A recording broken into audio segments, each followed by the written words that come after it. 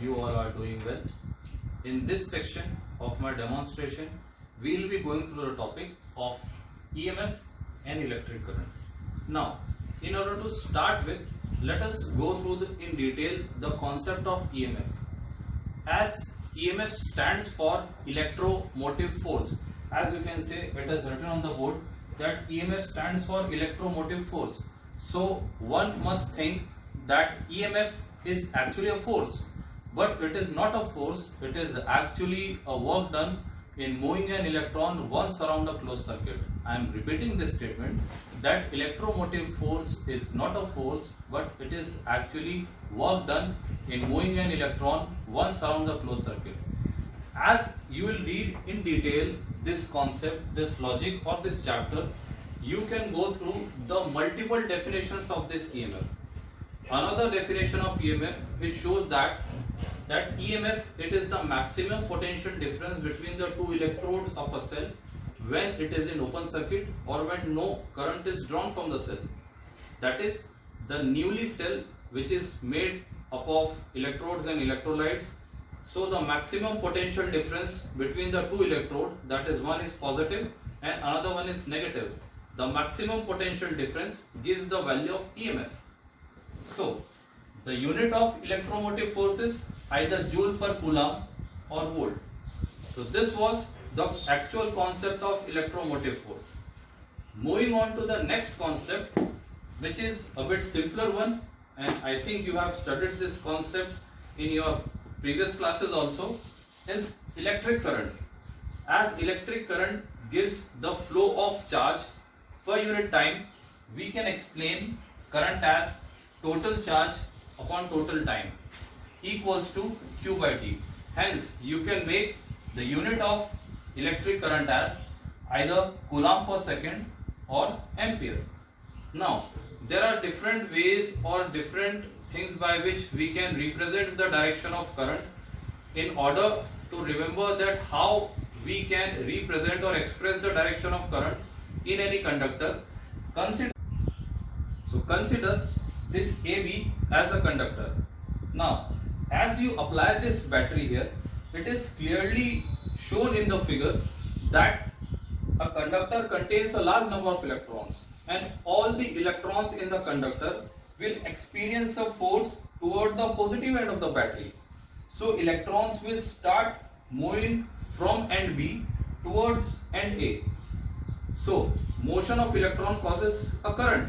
This current is known as electronic current, but this concept is not taken into consideration.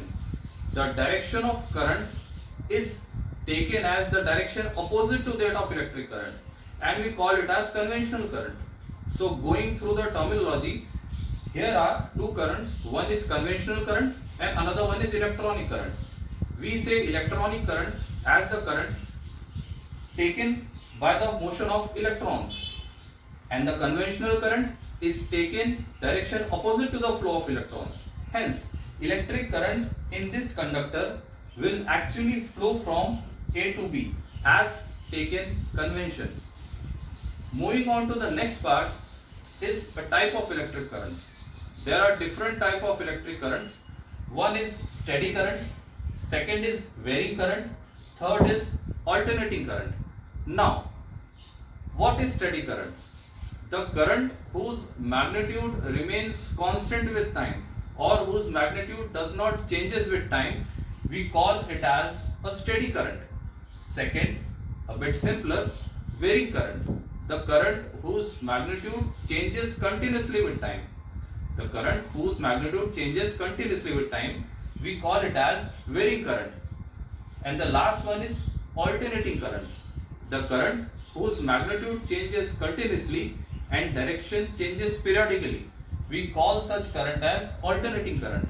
Now here is a little bit difference between varying current and alternating current. We will express them or study them with the help of diagrams. As you can see this first figure, I have made three curves. As we go through the definition, curve 1 represents steady current. You can see that the magnitude of this current is constant. So curve 1 represents steady current.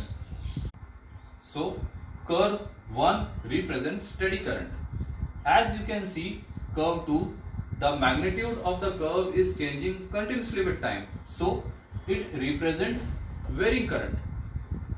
As you can see, curve 3, the magnitude of the curve is again changing continuously with time, so it is also varying current.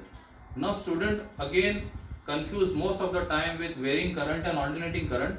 As you observe this second figure, you can see that the magnitude of current is changing continuously with time and the direction is changing periodically, which means in first half the current is positive while in second half the current is negative.